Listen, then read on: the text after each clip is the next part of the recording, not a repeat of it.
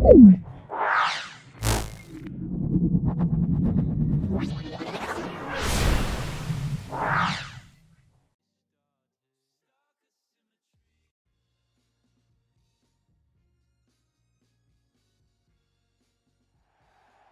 المشاهدين، تحيات اللهم صل وسلم وبارك على محمد وعلى آل محمد، رسولنا النبي الأمي المبعوث رحمة للعالمين، خاتم الأنبياء والمرسلين وهذه الأمة وضياؤها وشفيعنا يوم الحساب. بما سيحدث في هذه المباراة تتكلم عن التركيز، عن الثبات، عن الهدوء، عن مفاتيح التتويج، الضغوطات الموجودة، من يتعامل معها بشكل جيد، من يستغل ذلك لمصلحته للفوز بعد ذلك في المباراة النهائية.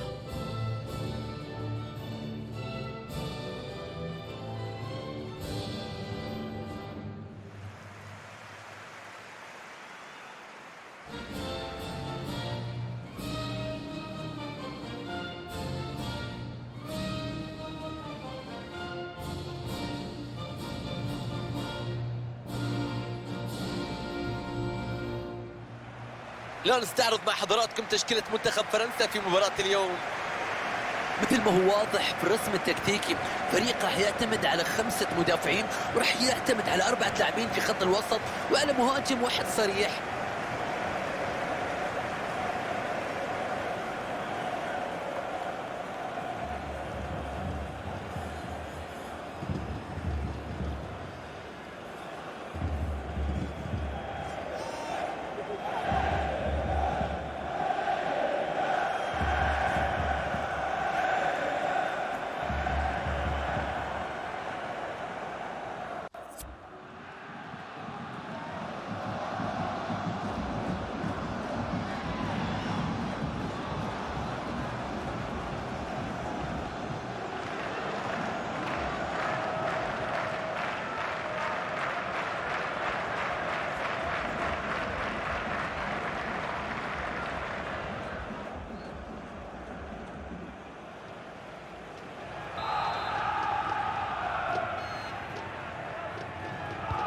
ركلة فرنسية تعلن عن انطلاقة المباراة.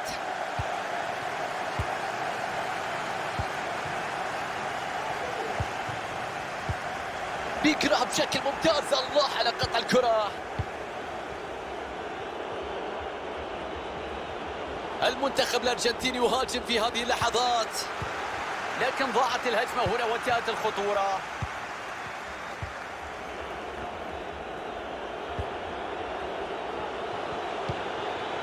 ليونيل ميسي يتخلص فيها من المدافع اللي كان مراقبه في اللقطة الماضية. برافو في التغطية، شوف ابعاد الكرة، خلصها من منطقة الخطورة. ليونيل ميسي، إمكانيات الكرة العرضية، تصدي من الحارس، ما زالت الكرة خطيرة، تغير المسار، الكرة إلى ضربة زاوية. ركنية بتلعب، لم يبعدها وما زالت الخطورة قائمة. لوتارو مارتينيز، اعتراض يمنع مرور التسديدة، تدخل ممتاز وافتكاك الحارس يمنع الكرة، لكن الكرة ما زالت خطيرة. امبابي يخطف في الأضواء في هذه المواجهة، والكل مركز عليه والكل يراقبه ويترقب ماذا سيقدم. إمكانيات كبيرة في التحكم في الكرة، قدرات يا لعيب، أي تصدي، أي روعة، أي قوة.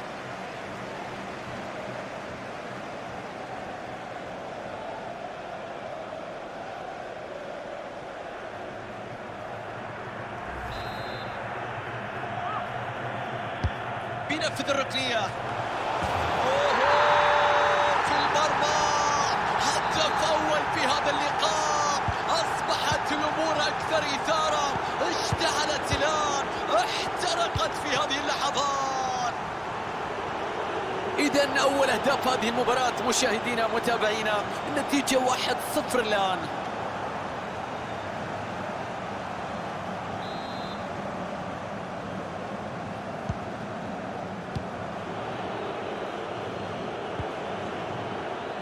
مارتينيز، مونتيل، الكرة تصل لروميرو. لوتارو مارتينيز ممتاز المرور، بيعدي بيتخلص من الرقابة، يبحث عن المساحة والمساندة. نعم، ركلة جزاء. الآن فرصة وإمكانية لتسجيل هدف التعادل. مستحيل، ركلة جزاء يحتسبها حكم المباراة بدون أي إنذار في هذه اللقطة.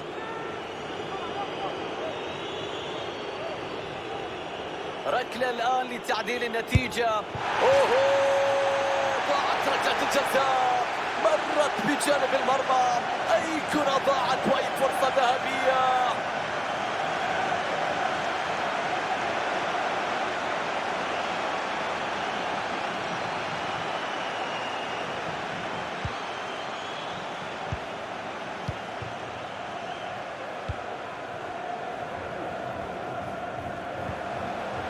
كيليان مبابي،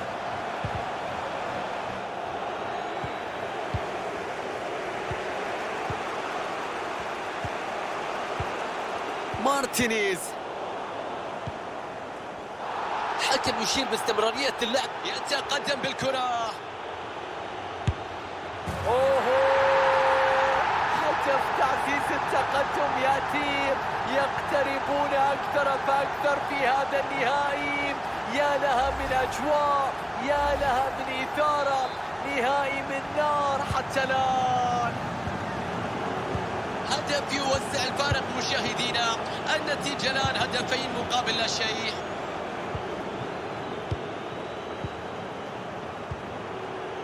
مارتينيز، إسكيل بالاسيوس،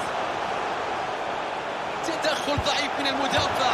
يا الله، كرة بتكسر العارضة.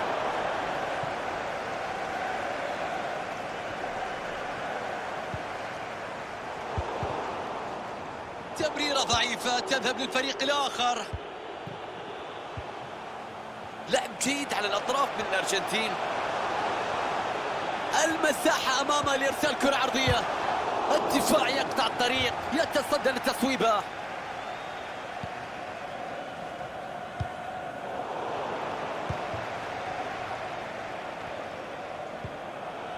كومان، مبابي، حلوة الكرة. يا رب، تصدي خرافي من حارس المرمى. الآن إعادة اللقطة تحسم النقاش باستخدام تقنية خط المرمى. قرار سليم من الحكم بعدم احتساب الهدف. كانت قريبة نعم، لكنها لم تعبر، لكنها لم تمر، لم تتجاوز الخط بكامل محيطها. ركنية ضعيفة لم تشكل أي خطورة.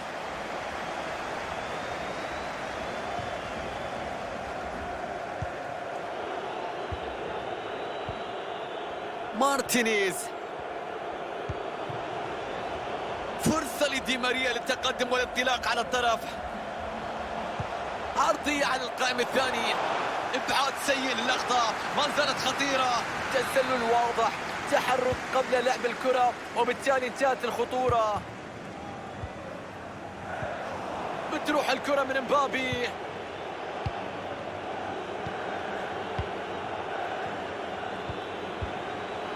إسكيل بالاسيوس بمهارة بيمر فيها، بيتخلص من الرقابة الآن، بيرسل الكرة في الخلف. فرصة مثالية، 1-على-1، كان ممكن يقلص الفارق والعودة في هذه المباراة، لكن ضاعت، ومعها ضاعت أمال الجماهير. الله على هذه اللقطة، مقطوعة تمريرة كانتي.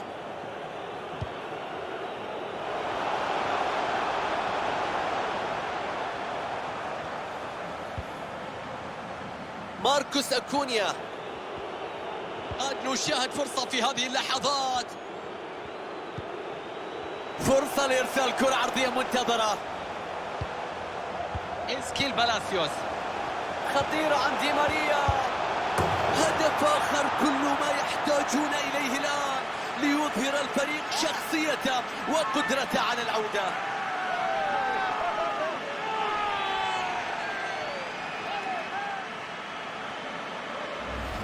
هدف يشعل المباراة في توقيت مثالي قبل نهاية الشوط الأول. يأتي هدف تقليص الفارق الآن ستصبح الأمور أكثر سخونة في هذه اللحظات المتبقية وفي الشوط الثاني. الحكم ينهي الشوط الأول والنتيجة 2-1. شوط ثاني يبدأ مع المنتخب الأرجنتيني.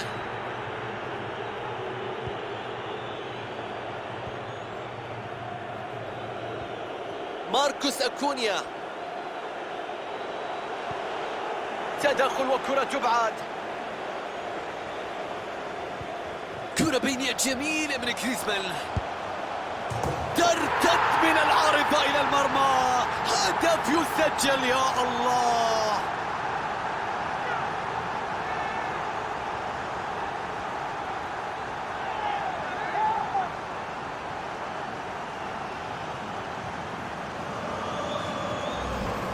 نتابع الهدف مرة أخرى، واللي كان من هجوم مرتد سريع وثم موقف 1-على-1 تأتي التصويبة القوية في المرمى لا يمكن التصدي لها.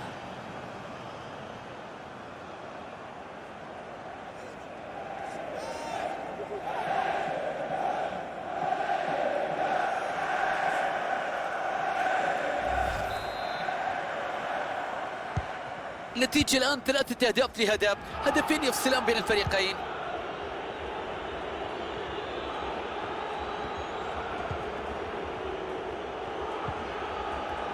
تدخل ناجح على الكرة،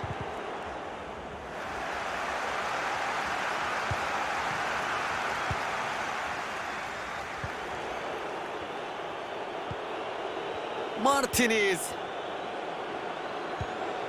بناء جيد لهذه المحاولة واحتفاظ بالكرة، تصدي جميل للتسديدة القوية. الكرة تعود من زاوية الملعب.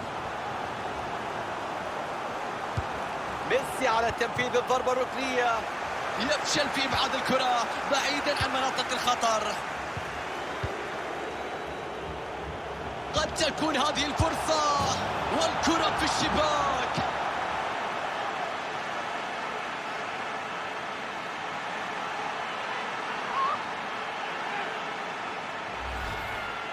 إعادة لكرة الهدف. شوف التحرك، تابع التمركز، شوف كيف اللاعب تواجد في المكان والزمان، وضع الكرة داخل المرمى. حارس المرمى لا يلام في هذه اللقطة.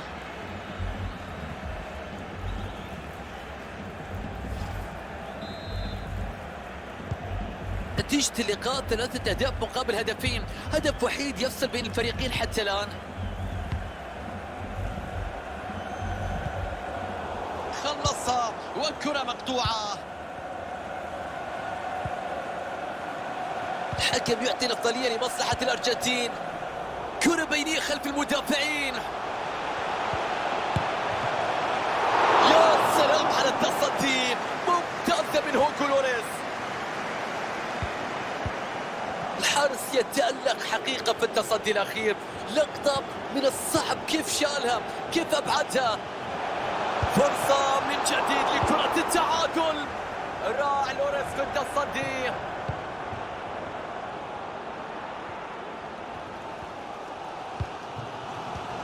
تدخل بشكل سليم، شوف استعادة الكرة بطريقة مثالية. كريستيان روميرو يعرف كيف يقرأ الملعب بشكل مميز.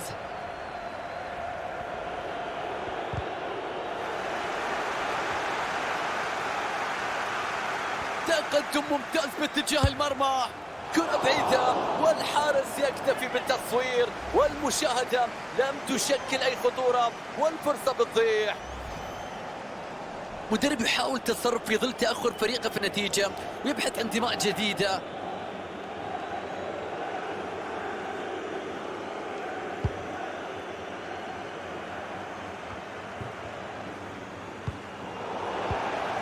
إسكيل بالاسيوس، ديبالا مر فيها، ديبالا بيعدي، تدخل ناجح على الكرة. 20 دقيقة كل ما تبقى على نهاية أحداث اللقاء. كرة خطيرة، فرصة هدف لمبابي. مستحيلة هذه اللقطة، شوف الكرة اللي غيرت مسارها، خدعت الجميع، لمسة واحدة أبعدت الكرة. كان ممكن تسجل هدف في اللقطة الماضية. لياندرو باريدس، وصلت إلى دي ماريا. هجوم جديد لمصلحة المنتخب الأرجنتيني. ماركوس أكونيا عنده الإمكانية هنا، يفقد الكرة وضاعت عليه الفرصة. فرصة الهجوم مرتد في هذه اللحظات، يخترق ولديه المساحة. كانتي محاولة جيدة،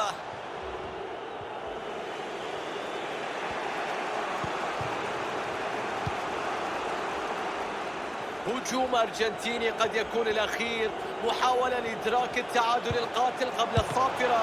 الحارس يتألق، يحافظ على التقدم الفريق، تصدي في وقت قد يكون حاسم في نهاية المباراة.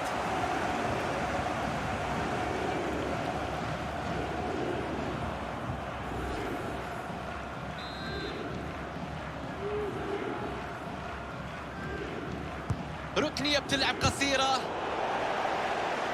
كرة بتتحول إلى تماس لمنتخب التانغو. ابعاد الكرة والخطورة،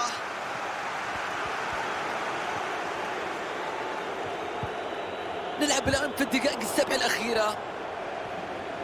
مساحة كبيرة أمام كومان في الطرف. تغيير الوضع الآن، بدأ الفريق يستحوذ على الكرة وأصبح هو المسيطر. ديبالا إمكانيات هائلة للتصدي لهذه الكرة. بيجرب بيشوت، تصويب الآن يوقفها حارس المرمى. ركنية في وقت متأخر قد يأتي من خلالها التعادل. ضربة رأسية لا تشكل أي تهديد على المرمى.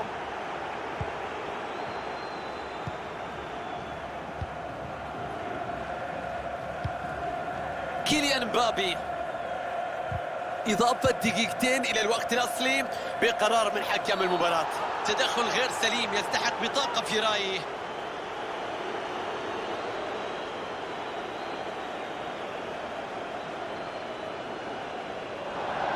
بطاقة صفراء على المنتخب الأرجنتيني. شوف التدخل الغير شرعي اللي في اللقطة الماضية.